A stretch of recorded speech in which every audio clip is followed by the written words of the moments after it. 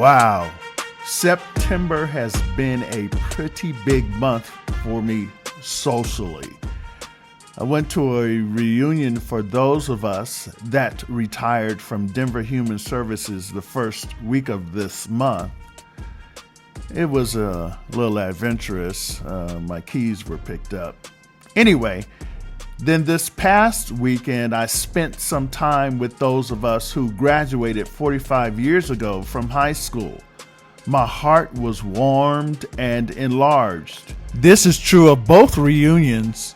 We caught up with each other's lives. I learned so much about my brothers from another mother and sisters from another mister. It was so good to see and exchange with them. My love for them grew even more. At both reunions, the subject did come up regarding beliefs and spirituality, especially at my school reunion. I did confess and express my current surrender and relationship with Christ. Through all I have been through, all God has rescued me from, and all that Christ has done for me and still doing, I had to testify of that. I did not give a whole lot of detail because I mainly listened with sympathy, empathy, and expressed understanding. As a Christian, social relations are a lot more important than many of us realize. Social relations are an important part of spiritual and mental health. In the book, Mind, Character, and Personality, a book regarding the Christian perspective on psychology, I read this. Social advantages are talents. Those who possess large affections are under obligation to God to bestow them, not merely on their friends, but on all who need their help. Social advantages are talents and are to be used for the benefit of all within reach of our influence. In having this, did you realize that it is a talent? I've heard people say, I don't have a talent, or I don't know what my talent is. Here's one right here. It is actually an extension or a part of the fruit of the Spirit, which is love. It includes kindness, patience, a self-control, a way of dealing with people in spite of the way they may respond and deal with you, a response of God's love to them. Different people act and think different ways, and so you having the love of God in you knows how to deal, having the science of God's love within you. Another statement. Those who shut themselves up within themselves, who are unwilling to be drawn upon to bless others by friendly associations, lose many blessings. For by mutual contact, minds receive polish and refinement. By social intercourse, acquaintances are formed and friendships contracted, which result in a unity of heart and an atmosphere of love which is pleasing in the sight of heaven. Pleasing in the sight of heaven. You know, I read a statement from this same author in another book that states, if there was more kindness now, where there's only one soul won to Christ, there would be hundreds more. The problem is we need the Holy Spirit, who is love, to fill our hearts and minds. The fruit of having the Holy Spirit is LOVE. This statement. Social power sanctified by the Spirit of Christ must be improved to win souls to the Savior. In the IJS titled, What is a Real Christian? Posted August 30th, we stated, a Christian is one who is like Christ. Well, look at this.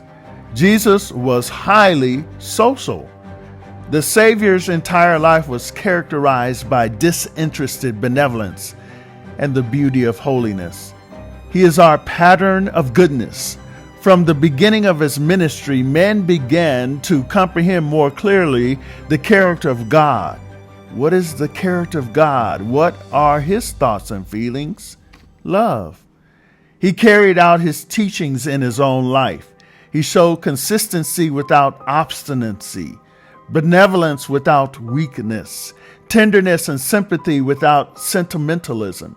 He was highly social, yet he possessed a reserve that discouraged any familiarity.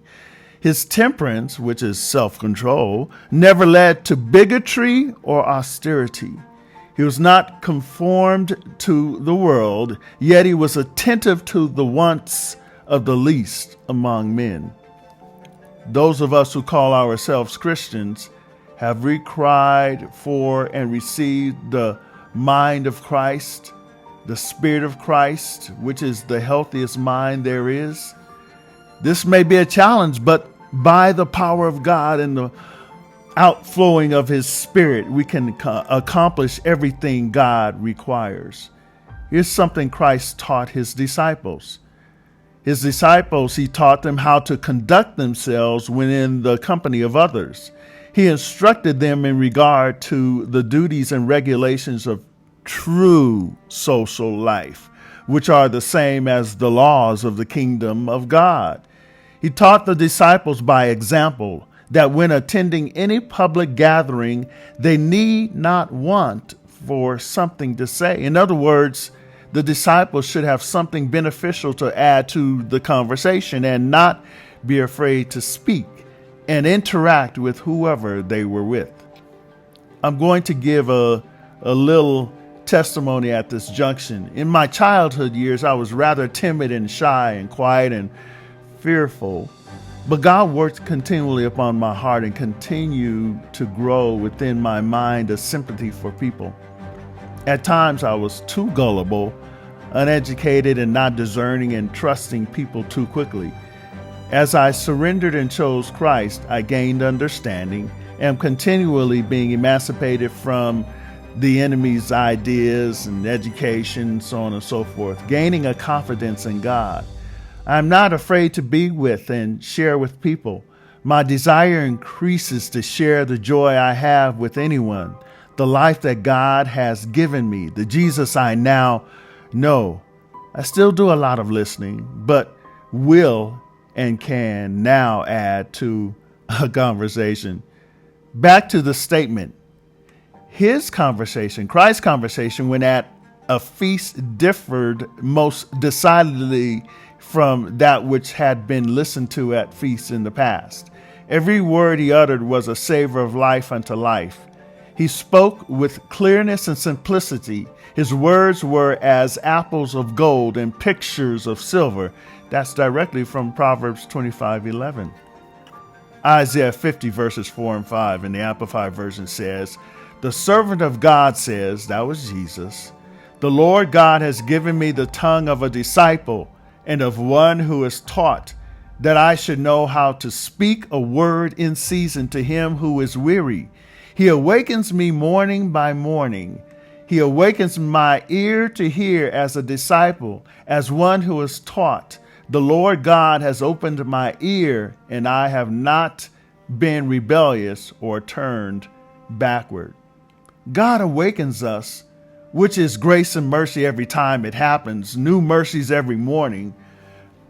Our social interaction with God, our devotion time with him, is the key to success in our social relations with one another.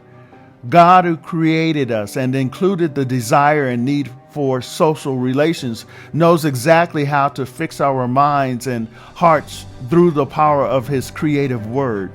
This is how Romans 12:2 is accomplished.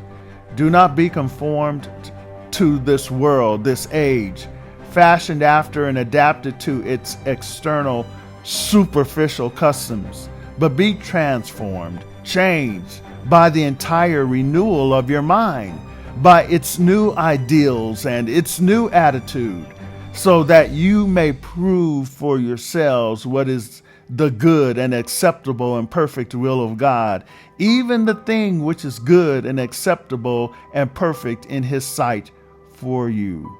That's Romans 12:2. The foundation of the world, this age, is selfishness. The foundation of God and his government is love. We who proclaim to be Christ's children need to be instruments of life and love. I'm going to present one more challenging statement to those of us who call ourselves Christians. We should all become witnesses for Jesus. Social power, sanctified by the grace of Christ, must be improved in winning souls to the Savior. Let the world see that we are not selfishly absorbed in our own interest, but that we desire others to share our blessings and privileges. Let them see that our religion does not make us unsympathetic or exacting. Let all who profess to have found Christ minister as he did for the benefit of men. The Desire of Ages, page 152. This is a book on the life of Christ, from his infancy to his ascension back to heaven, with the promise of his soon second advent. This has been your host, Matthew Paris. Please place your comments and questions in the comments section, even stating when you subscribe that you have subscribed, and I will respond. Thank you so much. God bless.